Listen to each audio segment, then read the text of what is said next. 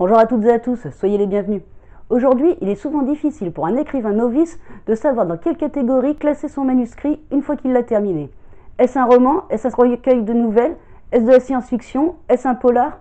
Souvent, si c'est difficile de faire le tri, c'est tout simplement parce qu'il y a confusion dans ces genres. Nous allons démêler tout cela après le générique.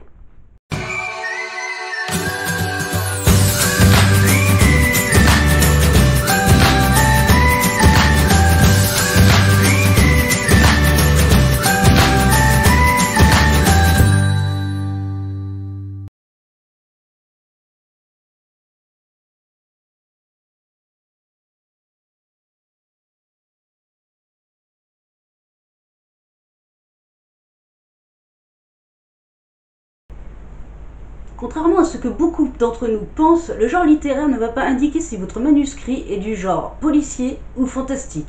Non, il va simplement indiquer si votre livre est un roman, une nouvelle ou une pièce de théâtre par exemple.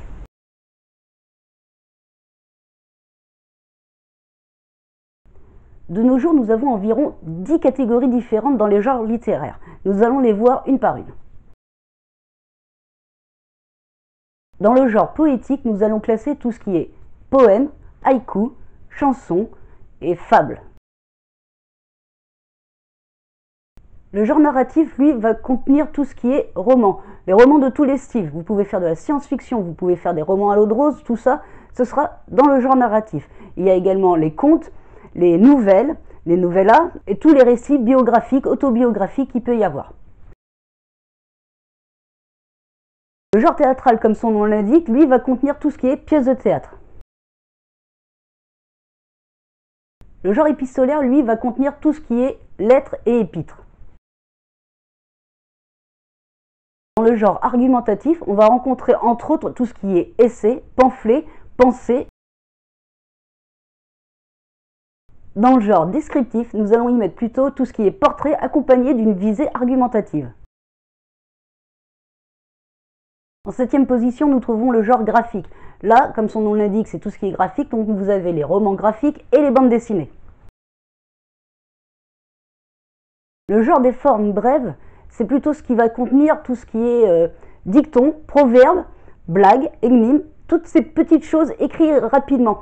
La littérature, ce qui est la littérature sur le réseau social Twitter, rentre dans cette catégorie. Le genre expérimental, lui, va contenir toute la littérature expérimentale, c'est-à-dire celle où l'auteur va faire des tas d'essais, plus ou moins réussis, on doit l'avouer, mais ça rentrera dans cette catégorie.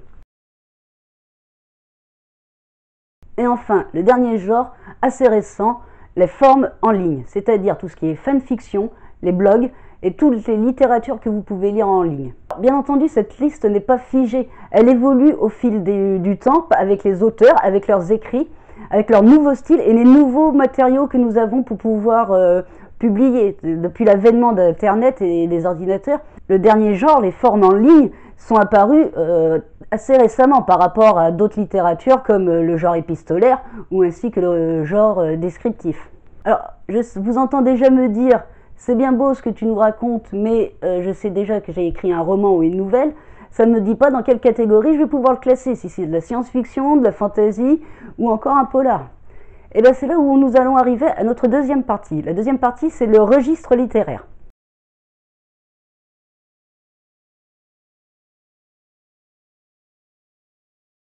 Alors, qu'est-ce que le registre littéraire? Vous m'avez entendu dire juste avant qu'on parlait de catégories. Si on prend l'exemple d'un roman policier, le roman sera sa catégorie.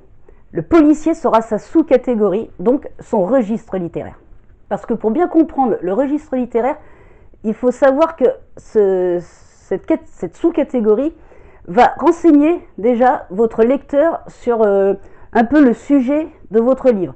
C'est-à-dire qu'il va savoir qu'en prenant un roman policier, vous allez lui parler avec des termes policiers, avec des codes des romans policiers. Pareil pour les livres de science-fiction, pareil pour les livres fantastiques et toutes les choses comme ça. Donc les registres vont déjà donner une autre indication à votre lecteur. Après la première indication qui est le genre, il va lui donner sa deuxième indication qui va savoir de quel registre vous parlez. Alors comme pour le genre littéraire, il existe plusieurs registres littéraires Vous avez le registre comique, le registre satirique, vous avez le registre réaliste, celui qui va montrer les choses telles qu'elles peuvent être ou telles qu'elles pourraient être. Il y a aussi le registre épique et le registre merveilleux. C'est dans cette catégorie que va rentrer tout ce qui est fantasy, science-fiction et choses comme ça. À l'opposé, vous avez le registre fantastique qui, lui, va reprendre tout ce qui est fantastique, c'est-à-dire ce qui peut se passer dans notre monde avec des choses qui vont arriver, telles que, je ne sais pas moi, des vampires. Il y a aussi le registre dramatique, tragique et didactique. Le didactique, c'est les livres qui vont vous enseigner quelque chose. Donc voilà pour ce qui est de la différence entre genre littéraire et registre littéraire. C'est vrai que de nos jours, nous utilisons plus le terme de catégorie pour désigner le genre littéraire et de sous-catégorie pour désigner celui du registre littéraire.